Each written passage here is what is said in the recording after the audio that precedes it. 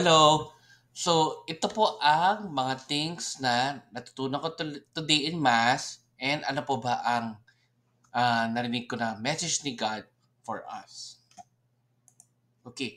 Number one, do not believe fake news.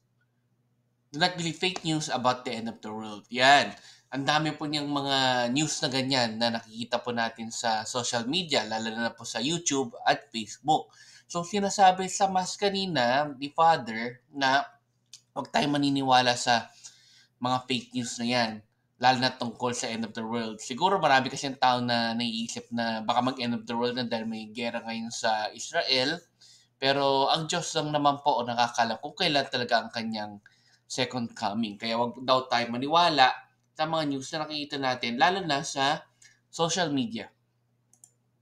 Number two, only listen to voices who deepen our faith. So, ang maganda dito is marami rin mga evangelists or mga nagpipreach tungkol sa word ni God sa Facebook, sa YouTube na tama naman po yung sinasabi nila, lalo na may mga pare, mga pastor, kaya doon tayo makinig. Kaysa sa ibang tao na hindi naman dinideepen yung palataya natin sa Diyos or sa faith po natin. Kaya makinig lang po tayo sa mga taong alam natin na tumutulong para ma-deepen ang ating faith kay God. Next is, let us understand the mystery of Christ's cross and resurrection in our lives. So, dapat intindihin natin yung misteryo na sa pag-resurrect ni Christ sa mga buhay-buhay pa natin. Ayan. Number 4, let us deepen our faith to discern things around us better. So, dapat mas lagi tayong magdasal. Kung pwede nga, everyday, talaga magdasal tayo araw-araw para makita natin or maintindihan natin yung mga things na nangyayari sa atin deeper or mas lalo nating maintindihan kung ano pa yung nangyayari sa around us deeper. Kaya lagi po tayong magdadasal sa Diyos at lagi po tayong magpapasalamat sa Kanya. Okay? So this is our simple vlog for the day. Let's end again with a prayer in the name of Father, Son, and Spirit. Amen.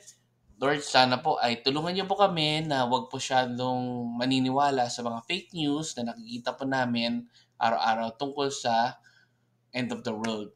I'm sure marami naman po sa amin ang hindi naniniwala doon and always deepen our faith in you para mas lalo namin makita kung ano ba ang totoo around us. This we ask in Jesus' name. Amen. And in Father, Son, and Spirit. Amen. So maraming salamat po ulit sa inyo.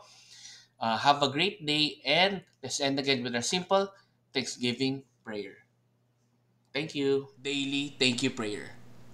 Lord, thank you very much for all the blessings that you are giving us every day.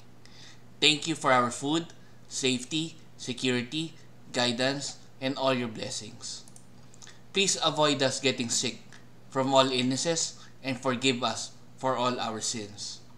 Lord, I pray that all our hopes and dreams will come true in your own time.